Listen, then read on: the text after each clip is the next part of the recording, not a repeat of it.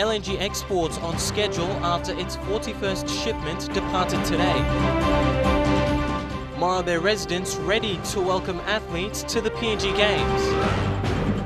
TARI in Hela province is tense following tribal clashes. This is National EMTV News with Tokana Hasavi. Good evening and thanks for joining us for Wednesday's news. It has been about 172 days after the first PNG LNG cargo shipments left for Japan, and the project remains very much on schedule. Today, a team of media personnel was given a tour of the LNG plant site just outside Port Moresby. The visit follows a workshop conducted by ExxonMobil on how gas is produced and some of the benefits to PNG. The members of a media team in the nation's capital were given a tour of the PNG liquefied natural gas plant site as part of a workshop organized by ExxonMobil. As the team visited the different sections of the plant site, the various stages were explained on how the gas is processed from gas to liquid form. The tour took the team to the plant marine terminal as well, where the LNG cargo gets loaded onto the tankers. The tour follows a workshop that explained the business and workforce developments of the PNG LNG project. Among the business developments of the project, nearly 11 billion kina was spent on combined Lenco and non-Lenco services. The Enterprise Center has assisted more than 17,000 PNG entrepreneurs. Meanwhile, among the workforce developments, the workforce peaked at the end of 2012 with over 21,000 workers, including over 8,000 PNG citizens. Almost 140 PNG operations and maintenance technicians have been trained. It has been about 172 days since the first LNG cargo was shipped out from the marine terminal. Tomorrow, another vessel will arrive to collect the 42nd cargo. The first PNG LNG cargo left our shores on the 25th of May this year. This morning, the 41st cargo left our shores again for Japan. ExxonMobil maintains that so far operations have been good. Delhi Bagu, National EMTV News. Morobe province is all set to welcome athletes arriving for the 6th BSP PNG Games in Lae. Governor Kelly Naru says provincial teams will be given a rousing welcome as cooler stops are being set up at villages along the Makam Valley into Lae City. Over 20 villages from Watarais down to Yalu have been delegated to provide refreshments for athletes traveling into Lae this week. It's just less than 4 days before the PNG Games commence in Lae. The host province is set to give the best hospitality for its visitors. Being one of the biggest provinces in Papua New Guinea, Morobe is thrilled to host the biggest sporting event in the country. Team officials have started arriving since Monday, and the excitement is growing towards the opening ceremony. Today, the Morobe Governor Kelly Naru donated live pigs to 20 Makam villages to host visiting teams. Mipla lodi mol pig long go gim long all 11 villages mipla along the Highlands Highway. Amba start lo Watarais na kam olgada long Bubia station. I'm orgada tila place here. Mipla allocating orgada one pull-out stop or refreshment stop long orgada team all come inside by road or all come by air a ship all by come na stop all isla one place na all by sim pull-out na refreshment na testing sambla legally call local kai long online block place long mipla na ba mipla welcome him all long passing block place long Morobe hospitality. For teams coming in from the Highlands region and the Medang province, the refreshment stop starts from Young Creek, Watarais, Umi, Mudzing, Leron and Erap. For those traveling into Nadzab Airport, they will have desks from Wampar all the way to Yalu Village. Kelly Naru says he is looking forward to host Team NCD and Governor Poes Pakop at his Yalu Village. I told Governor Poes Pakop already that him and his Team NCD plus Team Central, they will be welcome for their cool-out stop at Yalu Village, my own village, so also Alpinis. Despite reports of petty crimes in the city, police, defense force and security companies will be providing security at accommodation and sporting venues. The opening ceremony of the game will begin at 1:30 p.m. on Sunday afternoon and will be broadcasted live on EMTV throughout the country. Sylvester Gawi, National EMTV News, Leh. The Kamkomong landowner who yesterday threatened to damage a main pipe running underground his land has peacefully agreed to stop his protest. 4 days till the PNG Games and the matter has been resolved, saving what could have been a huge problem for host Leh City. It comes after he met with Water PNG management and Leh Police at the Central Police Station today, where an agreement was reached to have his water reconnected. Timpson says the main water pipe is intact, but he's waiting for Water PNG to reconnect his water supply. The Morobe province is expecting up to 400 million kina to be allocated in the 2015 budget when it is handed down next week. Morobe Governor Kelly Naru says he expects little to change in the government's allocation as the development focus continues for Leh City. Unlike 5 years ago, there is increased attention on Morobe province. This year, a large portion of the Morobe budget was dedicated to crucial infrastructure and services, roads, bridges, schools and health. The Morobe governor says he expects little change from the national government commitment. There is going to be no great difference in the figures that we received for Morobe in the last couple of years. And of course, we are looking forward to that in the next year.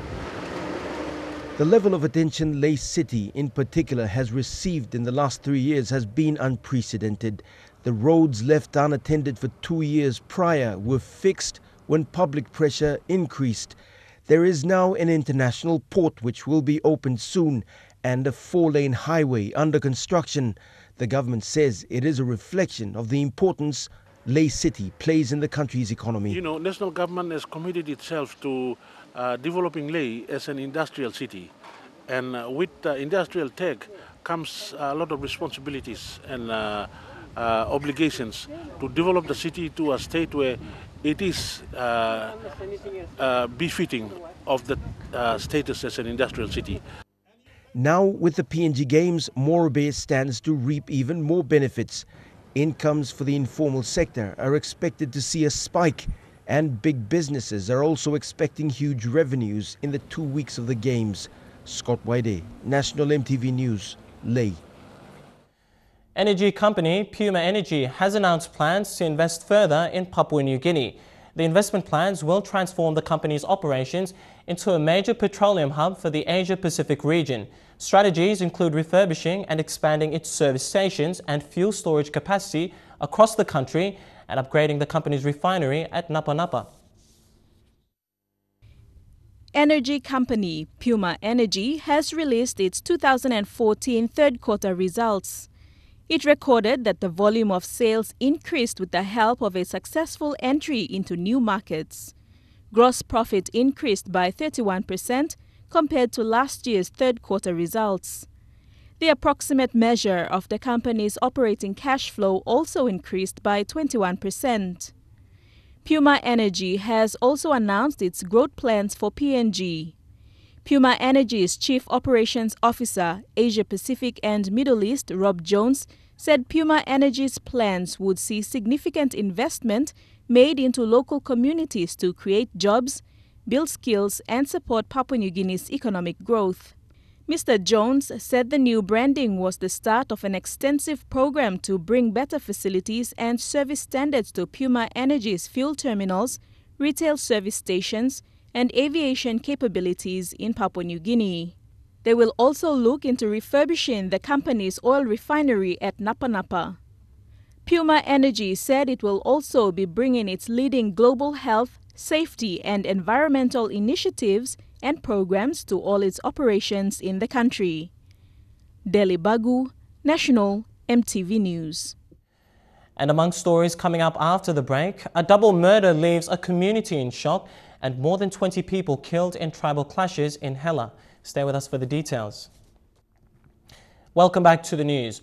A double murder that occurred minutes apart has left the Brown River community in Central Province in shock. Both victims were murdered on Saturday night at Lahova Junction, about 100 meters away from the Brown River Bridge. Both of the men who died are from Goilala. This is where the first man was killed, just 3 meters from the roadside. It is not clear what actually happened that night, but village court official Marco Phillips said both victims were drunk and were part of a group of men who stoned a vehicle heading to Port Moresby. Phillips said when the vehicle stopped and reversed, the group fled into the nearby bush to hide. La karem kam tanim lo yam luki mo seno man, so I'm like take off go back ken no gat. Online ni ok. Em take off na em go back yet em kill him this la. First one. Am name lo name kuro kaba or kill him. Or kill him lo here. Or lose him lo here or come out now or narbla or take off. Details of the moments leading up to the time of murder are still unclear, but villagers believe a fight broke out between the group that hid here. It is understood the suspect stabbed the first victim. Tisla boklo karem bori go antapi am toko sembe. Em tino semon narbla spark all proman blonem. So I'm talking more. You pla kam na yumi karem mania go tromelo wara. I'm close to him all man but tuki meme. Bori blonem so like karem go antapi no gat. Same time all tino sem em proman blonem now no gat. Em blodisla mani kam me am all put him knife lo. Neck blonem now, cut him narbla now and put down lo up na. Two bla one time silly blow up na. Those nearby believe that when one of the suspects realized the victim had died, he picked up the deceased and was on his way to dispose the body when he was also killed by relatives of the first victim. This is where both bodies laid till they were transported to Port Moresby General Hospital morgue on Sunday morning. Now na la tupla come up na maybe all people now I'm all no stop lolly no stop good now all stop one time fear na police too no sa stop over time heavy come up some police no sa stop now some maybe yet lo golela maybe stop some tupla group now stop lo birua now or work lo fight or yet go come na maybe no sabe so slow no coming to mass or some police no stop close to lo maybe I think some more killings too by come up. No suspects have been arrested as yet, and police are slowly investigating the matters. Taklagunga, National EMTV News. In the last 10 days, more than 20 people have been killed in Hela province. The latest, an 11-year-old girl who was beaten and hacked to death in the TARI electorate. This has prompted the declaration of war zones and the allocation of 2 million kina by the Hela Provincial Assembly for police operations in the province. The township of TARI seems peaceful as people move around to do their daily chores, but on the fringes of the town, brutal killing and burial ceremonies are continuously happening. These has raised concern by community leaders, businessmen, political leaders and ordinary Ella people. Komo Magarima MP Francis Potape is very concerned with the ongoing killing as innocent lives are lost without a cause. In his visit to a house cry on Monday, MP Potape called for Hela leaders to convene and iron out the problem. Come on, the leaders, you need to put the foot down. We sit down and come up with the final and lasting security policy where every Hela man, every Hela woman and every Hela child must abide by. Tribal leader Thomas Tiki questioned the role both provincial and national government could play in stopping these unnecessary killings and bring peace among the clans. Before December, November, you will see none now.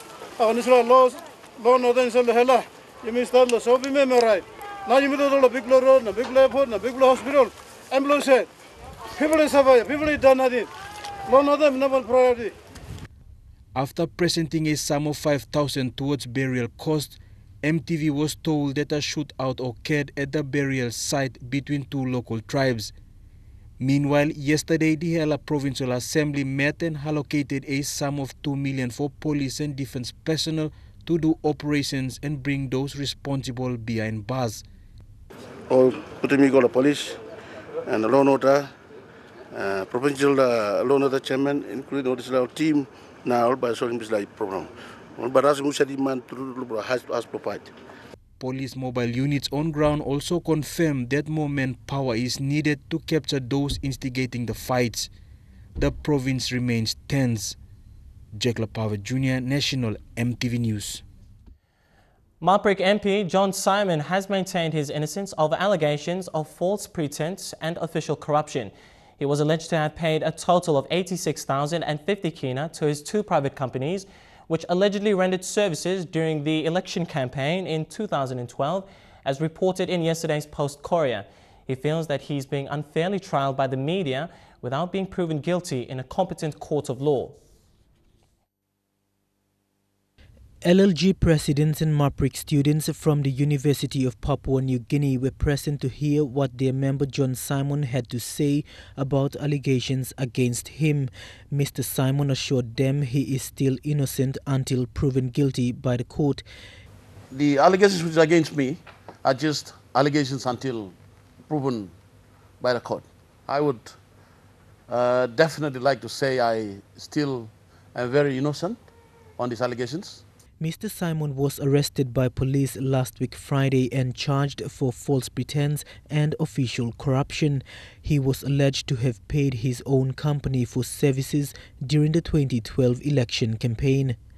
These allegations, he says, are politically motivated, aimed at tarnishing his reputation.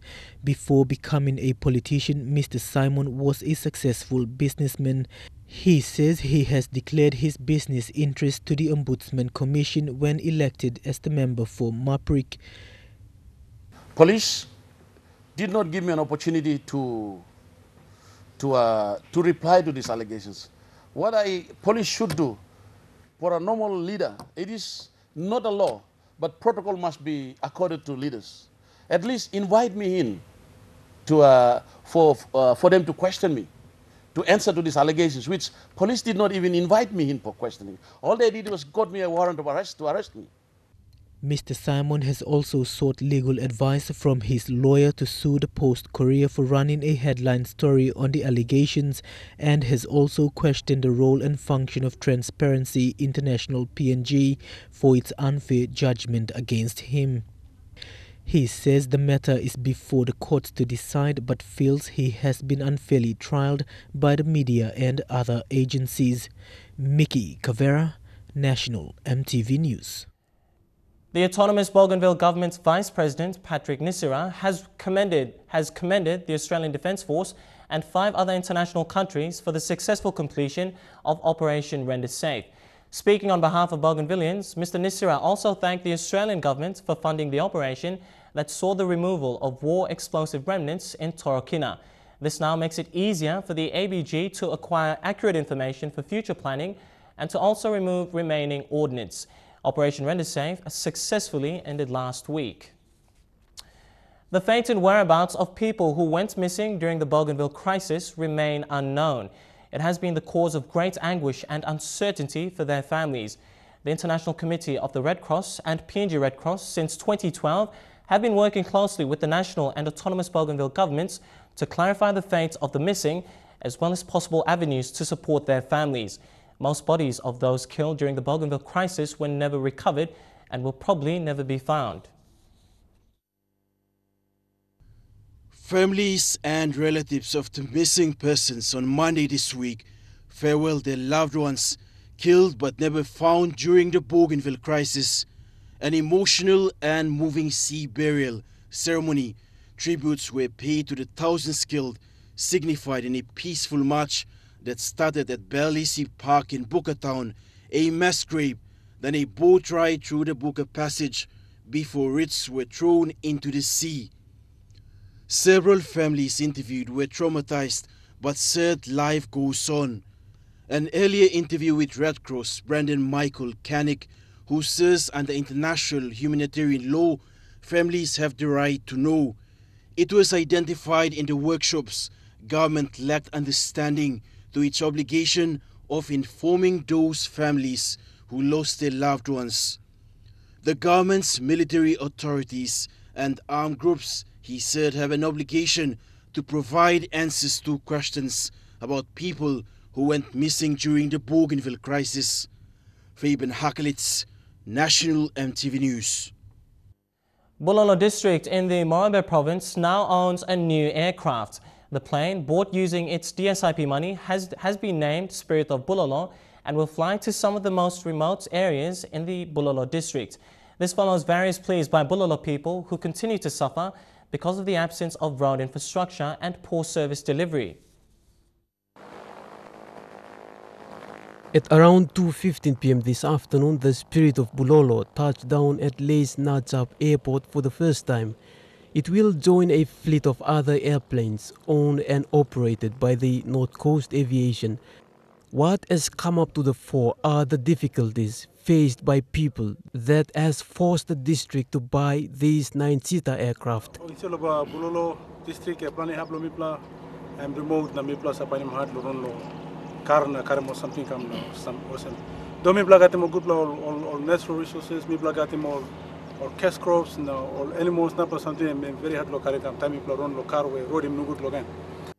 But Bulolo, the district that will own the plane, is a district in struggle. Much of its population are scattered in villages situated within rugged terrains where delivering government services appears to be impossible. Now that we have struck this deal with North Coast Aviation, we will see more of these frequent flights now transferred back into WOW, and we will be expecting the local economy in WOW to pick up. The purchase of Spirit of Bulolo also comes at a time as Morobe province faces huge problem with its transportation, especially to its remote areas.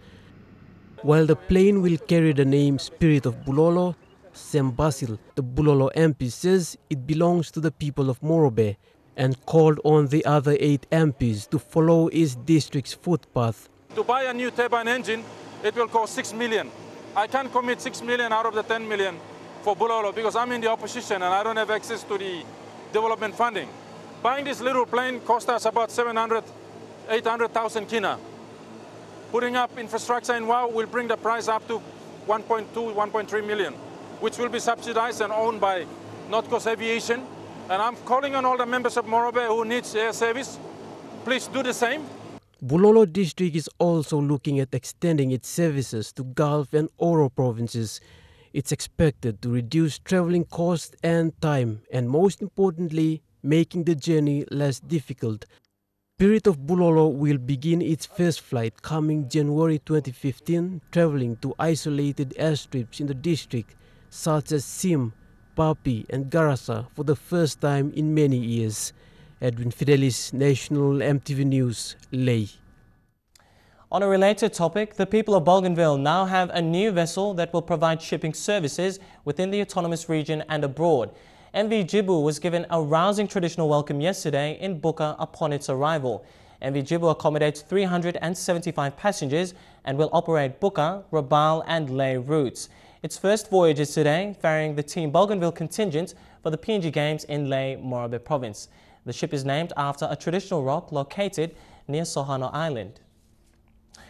And now we take a look at the finance news. The kina closed unchanged at $0.394 in the interbank market, and at Bank South Pacific, your kina was buying $0.3865, $0.4404 Australian dollars, €0.3064 euro, and 44.26 Japanese yen. Looking at commodity prices at New York close, gold, coffee, cocoa, and copper all closed higher. Palm oil and crude oil closed higher, and copper closed the day unchanged. And finally, on the stock market, the Dow Jones closed at 1 point higher, the ASX closed 9 points lower, and the All Ordinaries closed at 1 point lower. We're bringing you more local news coming up after the break, and also a television treasure that's still in business. I'll be back with the details.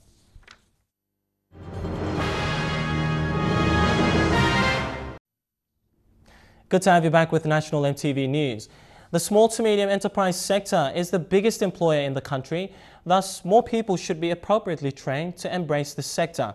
This was the message of Acting Managing Director for Small Business Development Corporation, Henry Marasembi, to students from De La Salle Secondary School in Port Moresby yesterday. Mr. Marasembi said that PNG is facing a school leaver time bomb, with nearly 50,000 children having access to basic formal education, but only a fraction of them make it into tertiary institutions. Many more people not living in Port Moresby, but outside of Port Moresby, that's where a bulk of people live. But also whilst in Port Moresby, many of us that went to school in the past, we haven't been given the opportunity to go through such an education that will prepare us to do something for ourselves later. Mr. Marasembi said that the KAB program that was launched in 2005 and incorporated into schools is now bearing fruit, having De La Salle Secondary, a pilot school in NCD, to avid students graduate. Business teacher and course facilitator of the program, Wapson Lara, said that 30 grade 10 students who graduated from SPDC's NOAA business program were presented certificates which now enables them to be recognized to borrow loans from commercial banks to venture into SMEs. Principal Ume said that the school will venture into projects such as poultry and inland fishing for the students to put into practice the business skills they have learned later in life. It is showing that we can prepare our students to do something on their own when they get out. What we have given them is a piece of paper, but it is up to them to build on the ideas that we have given them through the course to help themselves. The program by SPDC has so far trained more than 200 teachers in schools across the country and over 30,000 students since its inception. Benny Getang, National, EMTV News. Students from Port Moresby International Secondary School have embraced the theme of this year's science fair, Recycle, Reuse and Reduce. Their innovative projects were presented to parents and teachers at the 4th Science Fair this week. The shores of Port Moresby are places where you'll find tons of disposal materials.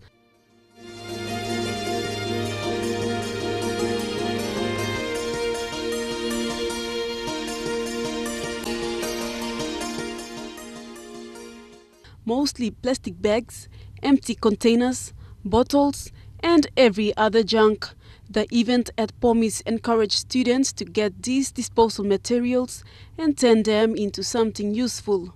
We noticed that Port Moresby has a problem with litter and recyclable materials that are just left unused. So we've asked the children to think about their environment and to think about how they could use those recyclable materials and how could they use them to an effect that would help people. Interestingly, two East New Britain brothers in grade 7 and 11, Isidore and Joseph Tynol, presented their project titled Recycling Papers and came second. Pulp, so it's made from, we turn up bits of paper and then we put it in the blender to mix it up. We mixed it with water and then we blended it to make pulp. Then the next step is to put it into the strainer, and there's this mold. It gives the edges and the shape of the paper. When you take the strainer out and then we put it in a dry press, we get the plywood and then we put it on top of the dry press and then we compress it or apply pressure to it to remove the excess water. Then we leave it out to dry, probably take 2 to 3 days maximum to dry out. All these are personal work of students done at their spare time. The event saw their creative and innovative projects being displayed to teachers and parents. Vasinata Yama, National EMTV News. Turning overseas now, a television treasure yesterday celebrated an incredible milestone. Sesame Street and all its colorful characters have been entertaining children for 45 years. It was 1969 Woodstock, Apollo 11 landing on the moon, and Sesame Street landing in living rooms across America. At first, it was a TV experiment. Could children actually learn from TV? That first year banned in Mississippi because of its integrated cast. Gordon and Susan and Maria, the first Latina in a major role on television. The other co-stars, Big Bird, Bert and Ernie, and Oscar. And did you know he was actually orange in the first season? Though always a grouch. Well, it annoys me. Big Bird, he's 8'2", and originally Snuffleupagus was only supposed to be seen by Big Bird, an imaginary friend. Adults on the show refusing to believe he existed. But producers changed that, fearing the show was discouraging children from sharing important things with their parents, even imaginary friends. And when Mr. Hooper died in real life, there were big questions for the producers about what to do, so they told children the truth. Mr. Hooper died. The milkshakes at Mr. Hooper's store, 20 cents in 1969. Tonight, $2.99. They've tackled so many issues through the years, hunger among the more recent. Little Lily among the new Muppets from a family in need. She drew a crowd with us in Central Park. Hi. Fist bump? Fist bumps, not always easy for a Muppet. 45 years and counting. And what's their secret? Well, you know, I use a lot of Botox, David. I can tell. And when I told the Muppets I had just met Maria, I just met Maria. You did? I did. Isn't she awesome? I've watched her since I was a kid. You did? Really? Yeah, I was a kid at one point. You were? She's the best. I said, I grew up watching you. Do you think she gets tired of hearing that? No, I think she loves it. I think she loves that all the kids are making good for themselves. You did all right for yourself, David. We're all proud. Yeah. And that international report concludes our news segment tonight. We've got True Kind Sports coming up next.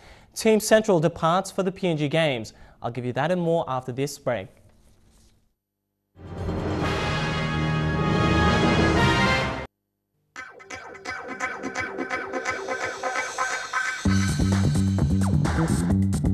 True Kind Sports.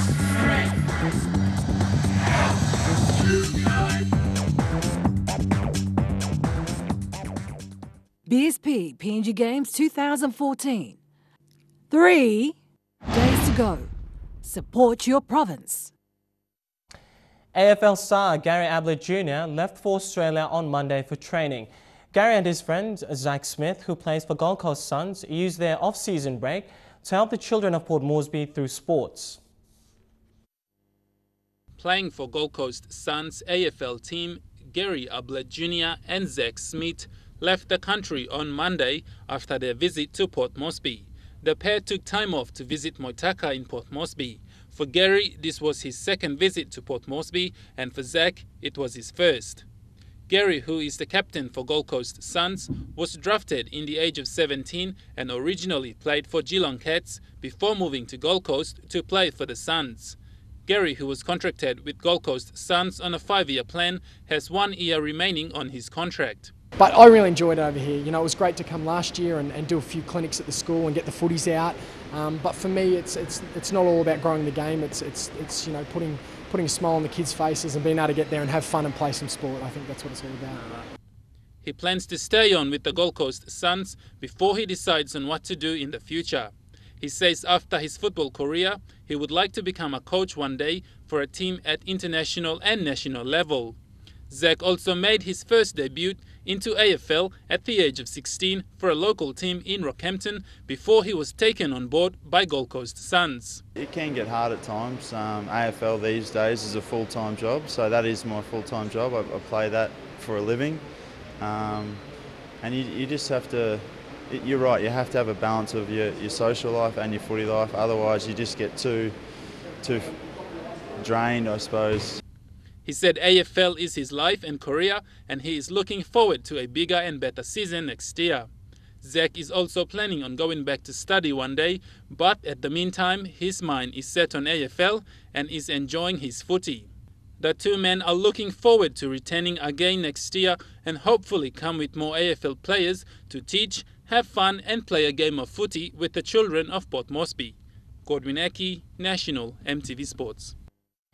And in touch rugby, our corporate touch contingent returned with gold in the mixed and men's 35-plus age divisions, respectively, from the Pan-Pacific Masters Games held in Brisbane, Australia. This is the 4th year that PNG Corporate Touch has taken part in the Masters Games and have once again finished on a high note. Team manager Ray Aloy is confident that they will retain their titles in the respective divisions.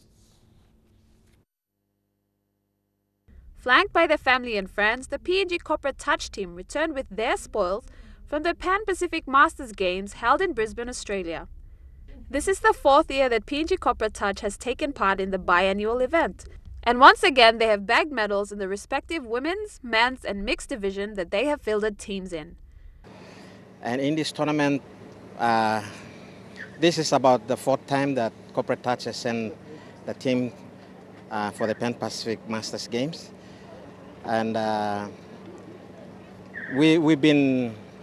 this is the biggest continent that we've sent, and you know, during the tournament, the team has performed very well. The event is an avenue to expose senior players to more competitive levels of football. This will not only equip players with individual performance, but assist in the development and level of competition played here in the country. For those who are already in the selected team, it's an experience that they went through to compete with the Australian teams, and it's very challenging. With a consistency in their overall performance, team manager Ray Aloa is confident that they will retain their respective titles in the next meet. For the next 2 years, we will just go back and win the gold and come back for the whole team. We know how it is like this time around. Next time, we know where our weaknesses are. So we're going to polish up all the teams. Then when we go down there, we'll win the gold for corporate touch. Scholar Sengi, National EMTV Sports. And Trukai Sports continues after the break. Stay tuned. Trukai Sports. Welcome back to Trukai Sports. Central Governor Kila Hauda gave his blessing to Team Central before they departed to Lae for the 6th BSP PNG Games. The first group will be leaving tomorrow in preparation for the opening ceremony on Sunday, the 16th of November. Bring it on for Team Central as they march out, showing off their opening and closing ceremonies walkout uniforms. This is the moment they've been waiting for as they sang their team song, showing promising signs and motivation to make their participation at the 6th BSP PNG Games a success.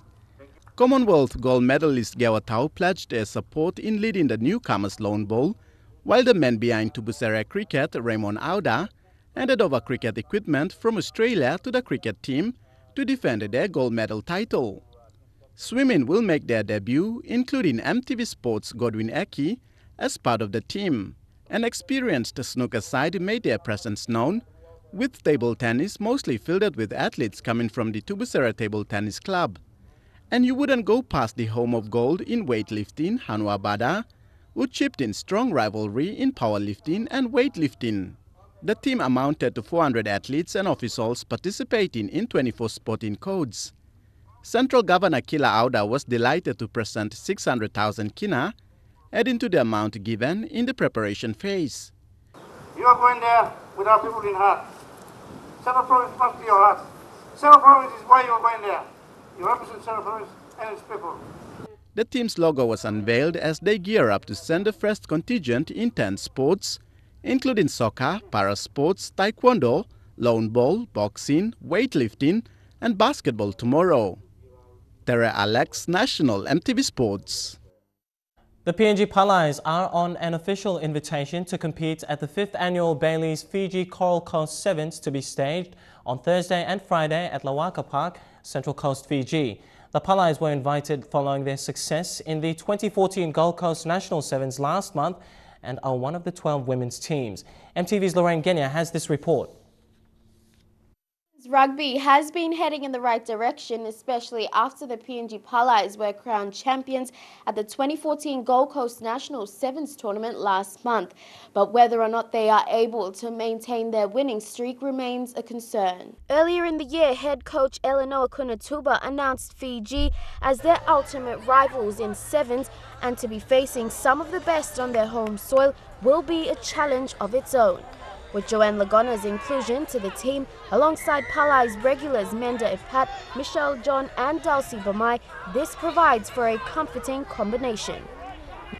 Amelia Cook, PNG's star centre, has had a wealth of preparation leading up to this week's game, captaining the Queensland PNG Rugby Union women's team in Brisbane and competing in the Sevens tournament in Cook Islands. The rising women's rugby star has proven her fitness and selection to the team. Although these women are the best in the country, the one question left unanswered is whether or not they are able to physically upskill the rugby worship nation of Fiji. Lorraine Genia, National EMTV Sports. The 2015 Pacific Games are fast approaching and the work on the venues is also speeding up day in and day out. One of the sectors that will be directly benefiting from the Games is the tourism sector, and new look Port Moresby Nature Park is definitely on it.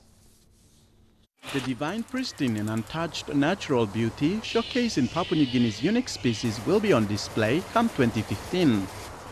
As we count down to the nation's major sporting event, the tourism sector making its presence known and how to go about packaging the diverse and unique cultures to the world. Port Moresby Nature Park is Papua New Guinea's leading botanical and native and zoological parks and gardens, showcasing the best of the nation's flora and fauna in a safe and picturesque setting. More than 200 animals are on display, including multiple species of tree kangaroos, cassowaries, bats of paradise, parrots, pigeons, reptiles, wallabies, and the home of Tura, the kokomo, the 2015 Pacific Games mascot. General Manager Michelle McGeorge pointed out the important role the park will play in the tourism sector for the 2015 Pacific Games. A few little things, so what we're trying to do is really encourage people to continue to come out and support us. A lot of people may not realise as well that the nature park is actually a registered charity, so there is no one that owns the place that's making any profit. Everything that we make here is going back into improving the site, and that's something that when people come and pay their entrance fee, they should be really proud knowing that they're actually supporting something in their city. Last year, the total visitors visiting the park stood at 120,000, and it has increased this year with no doubt for 2015. And with the Games venues just next door to the park, already plans are underway to have activities for athletes to be part of on their visits to the park during when they're not taking part in the Games. We're already working with the Pacific Games Committee about the tourism side and about how we bring the athletes and also to people that are staying in hotels out to the nature park. So we'll be working with them and also too with the respective countries to develop their travel or their tourism side of their experience. TARI Alex, National EMTV Sports. Overseas to Rugby League, a virus has swept through the Kangaroos camp and threatened to derail preparations for Saturday's Four Nations final. Training was cancelled today and Tim Sheens admits that he may be forced to make changes to the team. The Kangaroos have had better days. First, training was cancelled, then the bus taking them 2 blocks from their hotel to a civic reception got lost. 20 minutes late, the Kiwis started without them. While the lost bus was a laughing matter, the virus isn't. It will affect or could affect our team selection for Saturday. Believed to be the same one which forced Greg Inglis off during the first match of the series against the Kiwis, before affecting Sam Thaiday and coach Tim Sheens, it's now taken out Sione Matautia, Beau Scott, David Clemmer and the halves pairing of Daly Cherry Evans and Cooper Cronk. Cooper was pretty bad all of yesterday. Daly was feeling pretty ill last night. They're on the mend, mate. They've got all the essentials from the doc and hopefully they feel better in the next couple of days. Because he's had the virus and knows its effects, Sheens postponed training until tomorrow, quarantined the players and admitted changes could be forced upon him. We've had to push training back from today till tomorrow, so it has inconvenienced a bit. If anyone is still not well on Friday, I won't play them. The Kangaroos have been in Wellington for 2 days and because of the virus have yet been able to train. The Kiwis, by contrast, have had a proper preparation, training yesterday and today, and while they're talking it down, they know it's a massive advantage ahead of Saturday night's final. Our focus, right from the start of the tournament really was, has been making sure that our preparation is been right, and that's no different this week. The lack of on-field training left the Kangaroos looking for things to do, such as audition for a TV career. I heard the bus was late because you were spending too much time in the mirror doing your hair. Is that true? There's not much to be looking at in the mirror. What, not much to be looking at? What are you talking about? I know I'm a good sort, but And that wraps up our True Kai Sports segment for tonight. Coming up next, the weather details for the next 24 hours. Stay with us. True Kai Sports.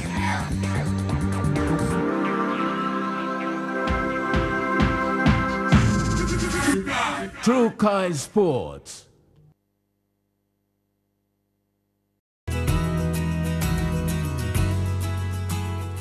A quick look at the weather forecast for tonight and tomorrow in southern region.